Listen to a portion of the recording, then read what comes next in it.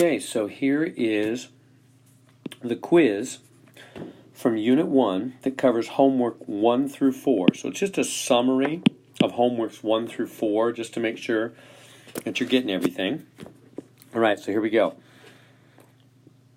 What are the first 15 counting numbers in base 6?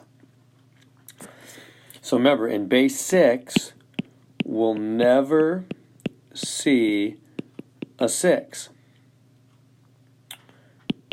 Instead, write 0 and carry, right? So here we go. 1, 2, here, let me just do a different color down here. So 1, 2, 3, 4, 5, 6. Nope, not 6. Write 0 and carry. It'd be 1-0. Then you just keep going. 1, 1, 1, 2, 1, 3, 1, 4, 1, 5, 1, 6. Nope. Write a 0 and carry. So 2-0. All right? 2, 1, 2, 2, 2, 3. So you just keep going. Now I think that's 15 of them, isn't it? 1, 2, 3, 4, 5, 6, 7, 8, 9, 10, 11, 12, 13, 14, 15. So that's it. That's the first 15 numbers. Now down here, they want me to do the first 15 numbers in base 8. So same thing. As soon as you see 8, write a 0 and carry. 1, 2, 3, 4, 5, 6, 7, 8. Nope. Can't write an 8 in base 8. Write a 0 and carry. 1, 1. Then you just keep going up by 1. After that, you just keep going up by 1. 1, 1. 1, 2. 1, 3. 1, 4. 1, 5.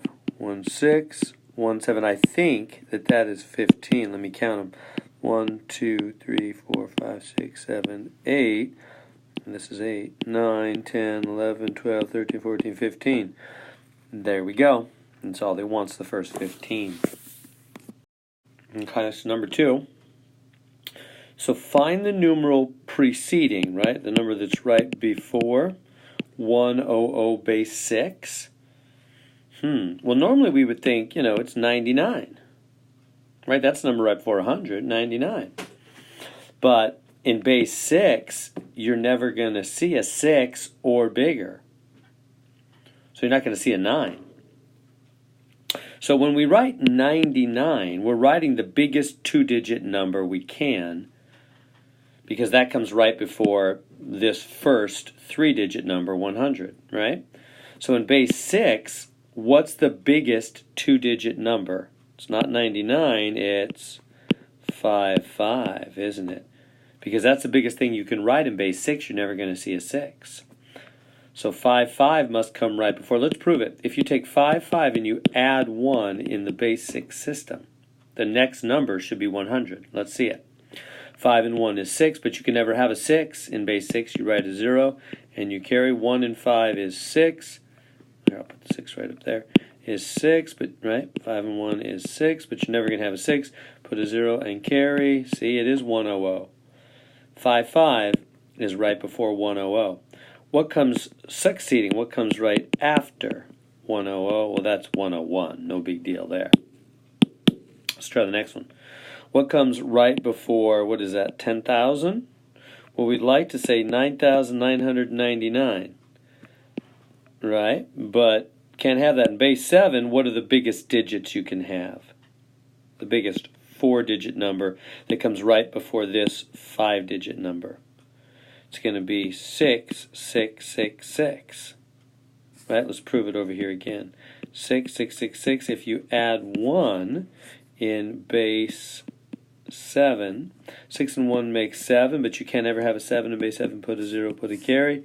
6 and 1 makes 7. You can't ever have a 7 again. Put a 0 and a carry. 7. Put a 0 and a carry. 7. Put a 0 and a carry. Look at that. 10,000. So this is the number right before 10,000 in base 7. What's the number after? Well, that's easy. That's just 10,001. It doesn't want, I don't think it wants you to put any commas. I shouldn't do that. So it's just 4 sixes, and it's 10 and 001, like that. Last one here. What comes right before 103? Well, that's easy. 102. What comes right after 103? Well, 104. Oh, wait, base 4, you can't have a 4. So cross that out, put a 0, and carry 110. That's the number right after 103 in base 4, right? That cross out that 4, put a 0, and carry. So there we go. Okay, so they want me to convert 107 to base 6. Remember how this works. I'm going to write the base 6 place values. And where am I going to write them? Am I going to put them under here? No. This 107 is just a normal 107, isn't it? How do we know? It doesn't say S-E-V-E-N right by him, right? He doesn't have a subscript of 7 written next to him. He has nothing written. So he's a normal 107. So I'm not going to put the base 6, or I mean it doesn't have a 6 next to him. So the base 6 place values will go over on the side. Remember the steps? When you change to a foreign system, right? To base 6. Step 1, write place values on the side. 1, 6, 36. Keep multiplying by 6 until it's bigger than the original number. Cross that one out. You know what I mean by that? So you write 1, 6, 36. Just keep multiplying by 6 here. And so what's that next one? I don't even know. I'm using my calculator here. I'm getting 216. Now that one is bigger than 107. So cross it out, right, until you're bigger than your number, and then cross that one out. Step 2. Start with biggest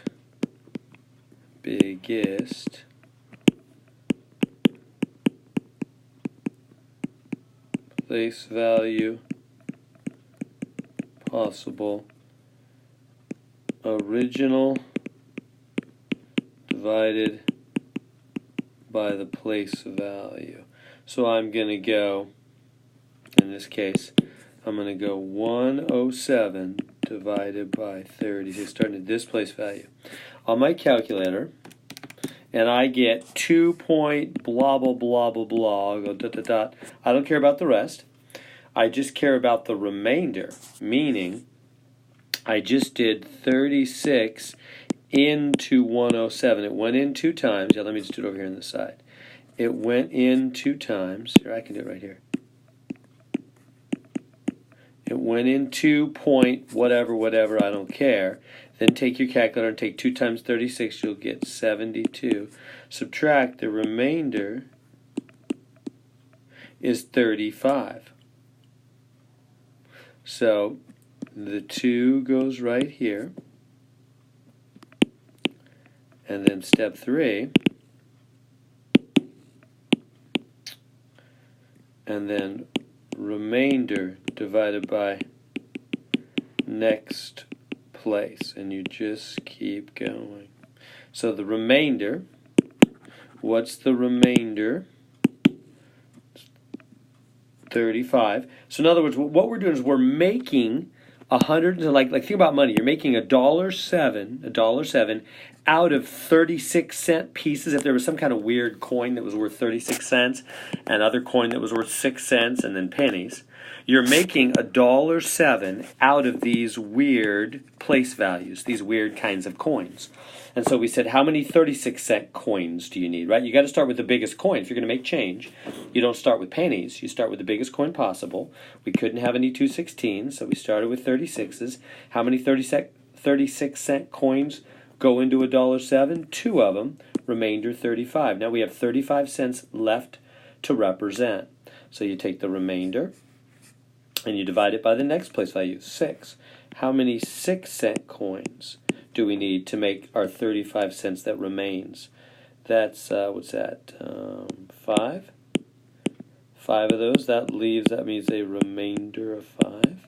So that's 5 of those. So we need 5 of those coins. And then the last remainder 5 pennies. So there's the answer, 255 base 6. 2 36-cent, you can try it on your calculator and multiply. 2 36-cent coins, 2 times 36, 72, right? I can check it here, 72, 2 times 36, 72. 5 6-cent coins, that's 30 cents, and then 5 pennies. 5 added up, 7, 107, that's $1.07. So 255 base 6 is the same as 107 normal. Okay, now this one will be easier because the 412 base 5. See how it says the base 5 right next to the number? So that means I'm going to put the base 5 place values right on the number. Start with 1 times 5 times 5. Right? Because the 5 is right on the number. See how it's different? Look back at number 3. The 6 was on the side. It didn't say 6 right here. So I didn't put the place values right on the 107, did I? It said the 6 on the side. 107 was normal. It wasn't a base 6 number. It was a normal number. And they wanted me to change it to base 6. The 6 was on the side, so I put the base 6 place values on the side. But this one, this is a foreign number. It's a base 5 number, so the place values go there, and then you just multiply. 4 quarters, 4 times 25 is 100, plus 1 times 5 is 5, plus 2 times 1 is 2. That's 107. That's a normal 107. Let's try the next one. So this is base 2, so I'm going to put, here, I'll move it over here, 11100, base 2. So I'm going to put the base 2 place values, 1, 2, times 2, times 2, times 2. Remember, you just keep base 2, you just keep multiplying by 2. Like base 5, I just kept multiplying by 5. All right, and then we just multiply them together. 1 times 16, that's 16, plus 1 times 8 is 8. 1 times 4 is 4. 0 times 2 is 0. 0 times 1 is 0. Add those up. What's that, 28? This one's 28. And then the last one, base 12, I'm going to just do it right here. Put the base values, the 1s, the 12s, and the 144. So I just kept multiplying by 12. So it's going to be 3 times 3 coins worth $1.44 each. I'm using my calculator. That's 432 plus 5 coins worth 12 each. That's 60 cents. Plus E stands for 11 pennies. So add that up. I'm getting 503. 503. There we go. So that's going the other way, starting with foreign numbers to regular. Okay, so these are a little tricky here on number 5. Let's start with this first one. A lot of it can be kind of confusing, like, why is there a blank here? How do I find the blank there? Should I subtract? Should I add? You know, what should I do? Well, here's a good thing to think about in math, and especially when you want to teach others. When you run into some crazy problem that you don't know exactly what to do, make a question that's the same setup with super easy numbers. So in other words, I'm going to go like, how about if I had 10, like this, just make a 10, minus blank equals 8. See how I just made, something minus blank equals something. I did, 10 minus blank equals 8. I just did the same exact problem, setup, the style, but I made the numbers easy. Why? Because that'll help me to think about what the pattern is with easy numbers, and then I can go back and do it with these hard numbers. So you tell me, what goes in that blank? 10 minus what is 8? Well, 2. Everybody knows it's 2. Right. How do you get the 2? What do you do with this 10 and this 8? You know, and that'll tell me what I'm going to do with this guy and this guy. What do you do with the 10 and the 8 to get the 2? Well, clearly you subtract this one minus this one, and you get your 2. Right. So that's what we got to do. Start with this one, 343 base 5, and subtract the other one, 124 base 5. See how that's the same pattern? Just like 10 minus 8 leads to that blank in between. This one minus that one gives you the answer in between. So this one minus that one gives you the answer in between. Same pattern, little pattern. Front one minus back one gives you the answer in the blank. Front one minus back one gives you the answer in the blank, doesn't it? So I got to subtract those. Okay, so how do I subtract those? Well, 343, let me rewrite it. I like it vertically. I don't like it sideways myself. Base 5. I got to subtract. Okay, here we go. Can't take 4 from 3. So what you got to do? Got to borrow. So come over here, borrow, take 1 from that guy. But now, what do I bring over here? Well, normally in our system, we just put a 1 there, and that 3 would become 13. But that's because we're in the base 10 system normally, so we just added 10 to that 3 and made it 13. We're not in the base 10 system here, we're in the base 5 system. So when you borrow or carry in the base 5 system, you're borrowing or carrying 5. That's the trick. You borrow or carry the base amount.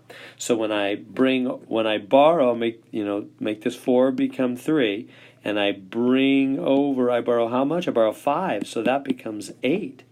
You see, I just added 5 to it, and it became 8, because that's what you borrow. In the base 5 system, you're always borrowing 5. Now I can go 8 minus 4, 4. 3 minus 2, 1. 3 minus 1, 2. Done. 2, 1, 4. There it is. Let's try the next one. So this next one, B, is exactly the same pattern. So this minus that leads to that. 1101 minus 1010 base 2 will give me my answer. Let's do it. 1 minus 0, that's easy. 1. 0 minus 1, can't do that, got to borrow. Cross out this 1, put a 0, and how many do you borrow? In base 2? That becomes 2. You borrow 2 in base 2, like you borrow 5 in base 5 and 10 in base 10. Now, 2 minus 1 is 1, and 0 minus 0 and 1 minus 1, those are both 0, so you don't even need those. So the answer is just 1, 1. Let's try part C.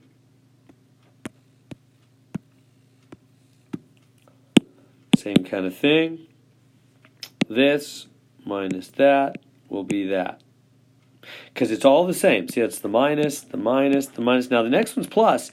When we get to that, we might have to do something different. But for now, it's all the same. So start with the T, E, E. And we're going to subtract the 8 in base 12, aren't we? So how do you do it? Well, this is an 11, really, isn't it? So 11 minus 8 is 3, and just bring down the E and the T. That was easy. T, E, 3. Now for the big, bad part D. Okay, now, this one is a different format, right? It's minus, minus, minus, plus. Different. We can't just assume you handle exactly the same. You don't just take the left minus the right. That can't be, there's a bigger number to be that. That's not it, is it? Well, what is it? Well, let's do what I did last time and make a simpler problem that has the same style. So what style? Some number plus a blank equals a number that's bigger.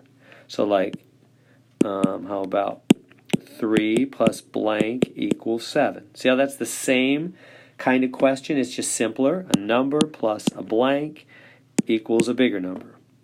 So you tell me, now that we have a simple situation, just look at the pattern. Math is all about patterns. See how I'm using pattern thinking to solve these problems. What do you got to do? 3 plus what is 7? Well, clearly 4. We all know that.